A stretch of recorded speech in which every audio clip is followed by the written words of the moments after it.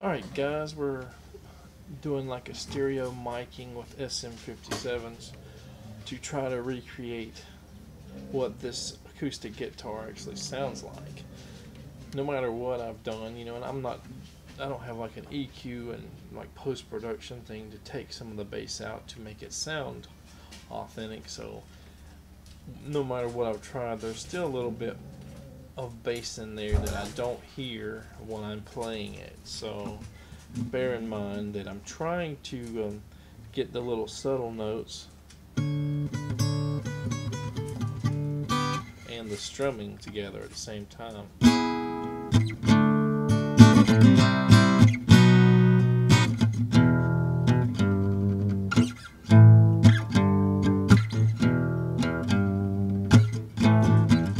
If you don't know, I got this at a yard sale. It's like a 70s Taiwanese Yamaha, $10, and I said, you know, it has to be worth more than that.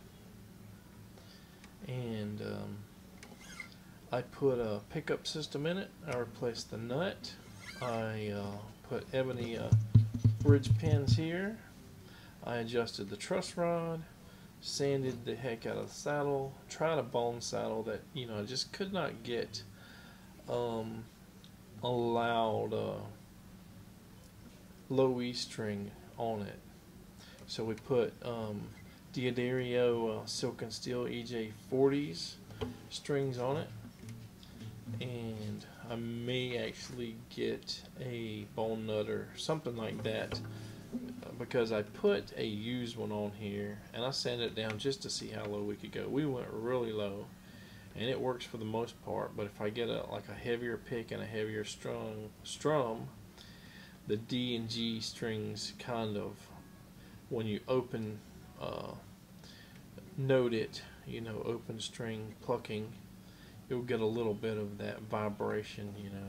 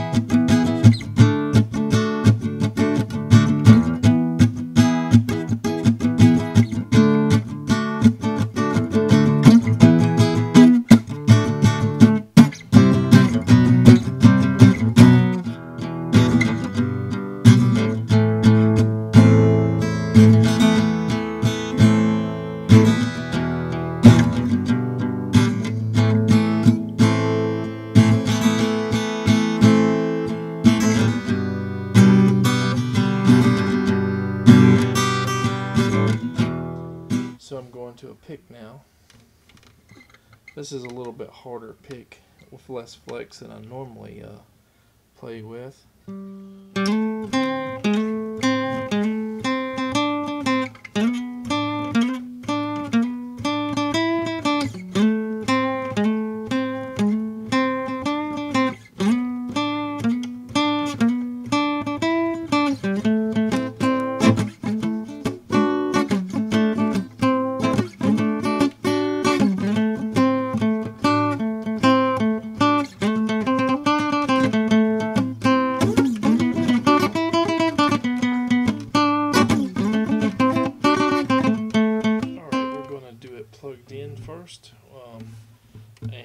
we're going to do it mixed with SM57 and plugged in. As you can see, we got the cord in here.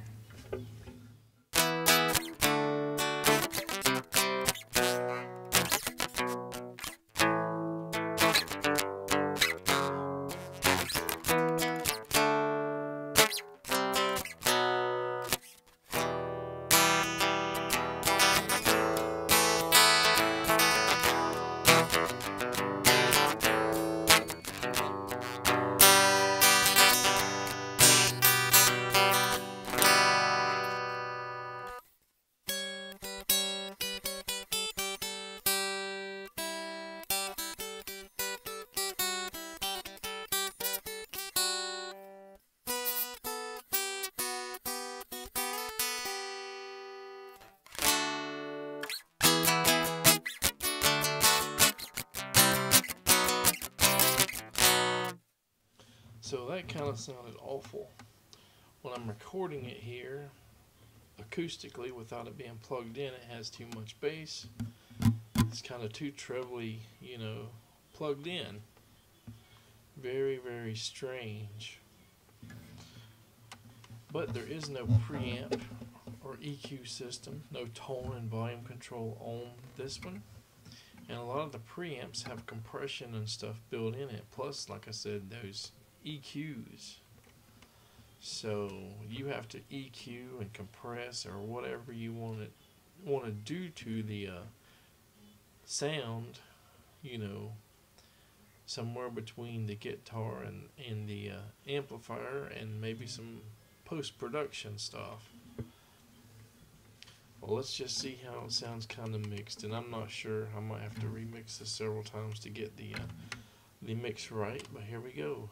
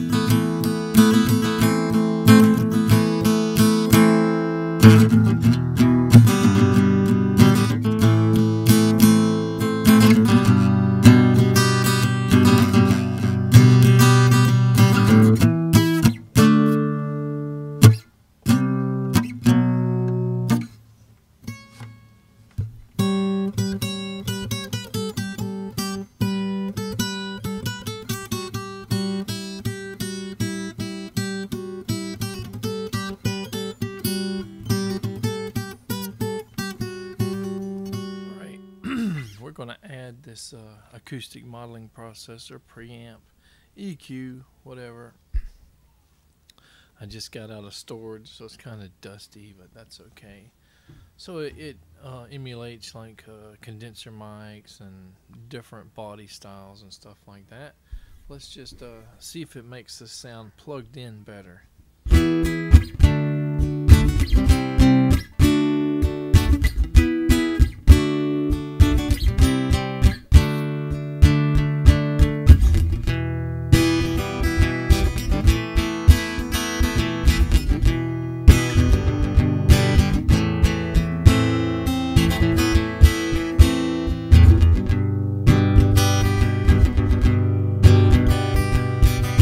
That's with compression. Let's turn the compression off.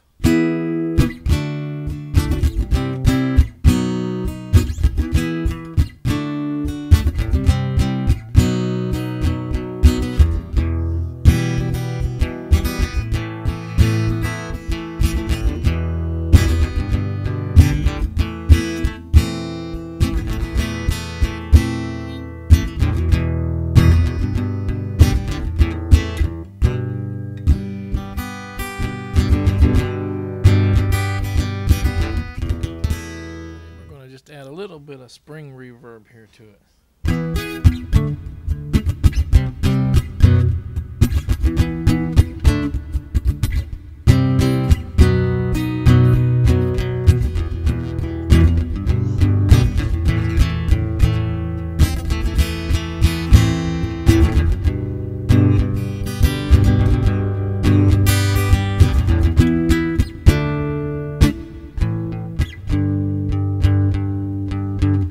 So we are backing off the spring reverb a little bit, and right here is the depth control. This allows you to, I guess, mix the original piezo pickup with the emulation or whatever. Of course, I think it's EQ'd before. So let's just hear this real fast.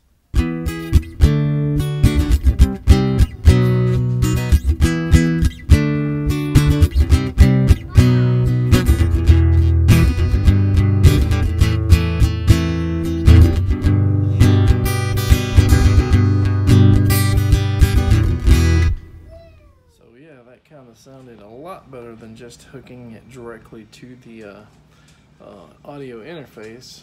So if we had hours and hours to fiddle with the settings, the blending, and figuring out which style or microphone to emulate and all, we probably could really home in on the settings there. Something that's nice. Usually when reverb sounds good and you record it and you listen back to it, you want to take the reverb down. At least that's what my limited experience tells me. Let's hear what this guy sounds like just with the iPhone mic.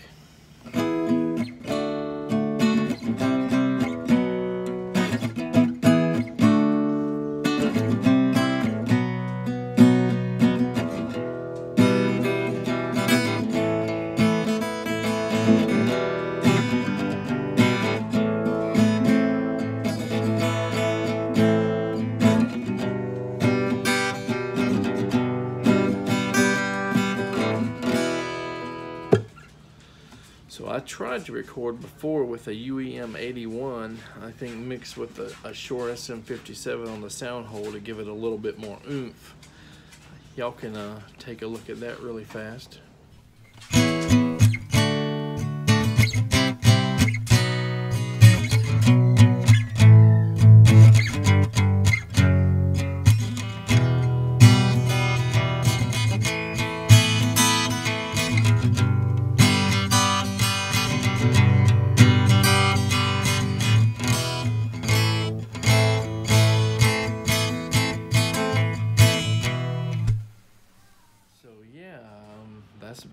You guys should really get an idea of what this guy sounds like in multiple scenarios here, and maybe you'll run across some kind of folk guitar, some kind of parlor guitar, and a classic one, and maybe you could get it really cheap too, and maybe learn a little bit how to work on some of the stuff. Work on the truss rod, or if the neck is in too bad a shape, maybe you can sand the saddle down, sand the nut down a little tiny bit, maybe get it to be, give it a little bit more life, I guess you would say. First thought after hearing it in that modeling processor was, hey, let's just get a preamp system and put in there. But no, like I stated in one of my first videos, I really did not want to be too invasive, so it was invasive enough to go to the bridge here and drill a hole and sand the bridge saddle slot down and sand, do all that stuff, and put the connector there. So as long as you have, here's the thing. When you plug it to an amp, you have EQ settings in it. When you do direct line in, you may not, if you don't have the EQ settings on this, or you might have to do it in your editing software.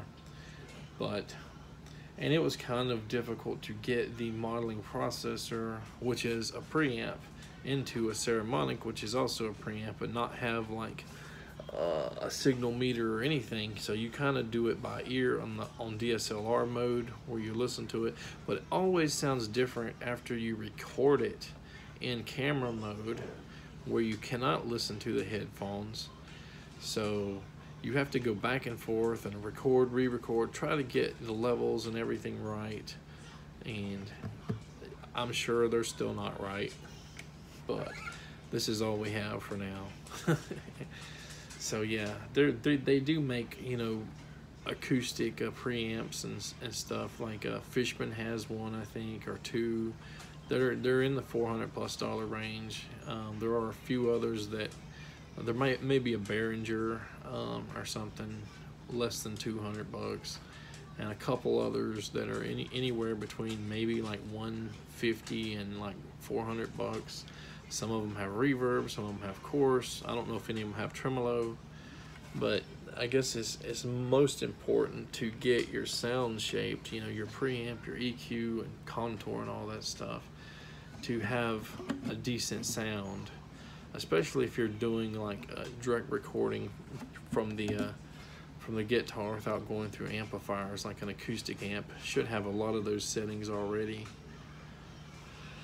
All right, I think that's it. Take care.